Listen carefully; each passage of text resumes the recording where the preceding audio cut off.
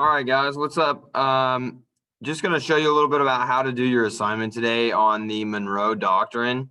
So I'm going to go through the three things that are attached online for you. So you have the Monroe Doctrine, obviously Google Slides. You're going to have a Google form that you guys have to get logged in on. You're going to have to do your last name, first name, select your hour, select your teacher, and then you get into your Google Notes. So these form notes go with your Google slide, okay? And then I'll go over this political cartoon analysis at the end. So what I'm going to do, I'm going to go through these notes real quick. And as I go through the notes, you can watch this video and answer the form notes as I'm going through the presentation.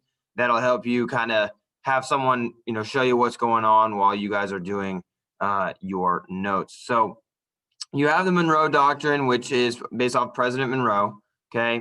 Now, just to remind you what foreign policy is, so when we talk about foreign policy, this is the government's stance on international relations with other countries. So this is like, what is the country's idea on how to deal with other countries? Like, what are we doing? So different presidents vary widely on their foreign policy view. So like two examples, Jefferson's 1807 Embargo Act, a very hands-off policy, but Madison declares war on Great Britain in War of 1812, very direct policy. So however you deal with other nations is what you call foreign policy, okay? Now, the defender's dilemma for you on your notes is a community organized crime prevention patrol for a large inner city neighborhood. 10 groups of 3 to 5 unarmed volunteers patrol their neighborhood streets throughout the night. They have been successful in sharply reducing crime, especially gang-related activities. Just because they are there, violence has dwindled to only a few a month. The defenders' neighborhood is 1/10 of the area of the city. Recently, however, the leaders of the defenders have said that criminals, most notably gang members, had better just leave town altogether. They mentioned that the entire city would be off limits to gangs, and if need be, the defenders would go citywide to back up this threat. So you should have a form question with that. Now, having the defenders having successfully controlled their own neighborhood, which is only 1/10 of the city, do you think a patrol group such as the defenders can actually follow through on a claim to make the entire city safe? So you might have to answer a question based on that. Okay. Now, as far as President James Monroe, okay, this is a 60-second quick video to help you understand James Monroe.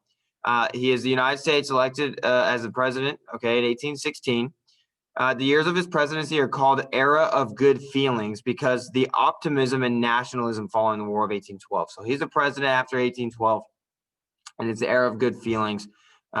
So people are kind of excited about it. Now, Secretary of State is John Quincy Adams. This guy is the one that deals with foreign policy.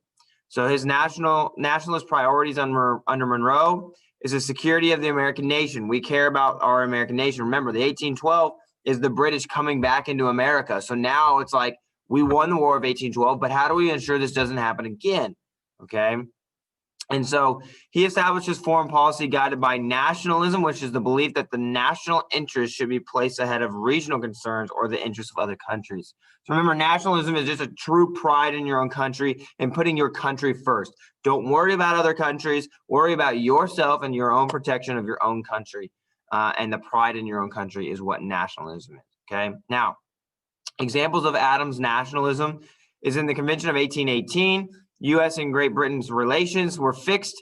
U.S. border at the 49th parallel up to the Rocky Mountains. So we fixed our relations with the Great British on our own locations in the United States.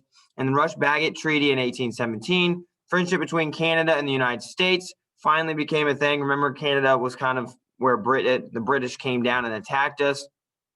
They demilitarized their common border and reduced military vessels on the Great Lakes. So we were kind of making it to where we were not going to go into war again.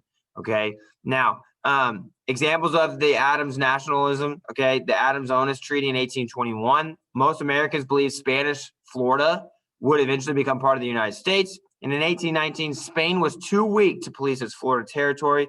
So Spain gave up Florida to us for only $5 million. So we were able to get Florida on top of what we already currently own. So we were able to gain Florida down here, fix this line, okay, and say, hey, this is where Canada is, this is where the United States is. We finally set a line, okay, and then we demilitarized the Great Lakes. So that way we could now own all of this. Remember, we bought the Louisiana Purchase. We can now own all of this and Florida now. So now we are getting bigger, and we're getting bigger and protecting our borders and having a clear idea where the borders are. Now, circumstances leading to the Monroe Doctrine says, why would President Monroe need to threaten the rest of the world? Okay, clue, think about U.S. nationalist goals. Why would the United States so boldly defend against colonization of Latin America? Okay, anyways, Latin America to 1800. Okay, you have right here is the location. Then you also have Latin America in 1830. All right, which is right over here. So you can see the difference where the colony is currently owned, and then you have where we currently own it now in 1830 as far as that time. Now, international interest in the Americas, Spain and Portugal, Latin American colonies. So Spain and Portugal had recently defeated Napoleon, the leader of France. Now they wanted to reclaim former colonies in Latin America. This is going to worry President Monroe. You can think about why. Consider Monroe's greatest moment.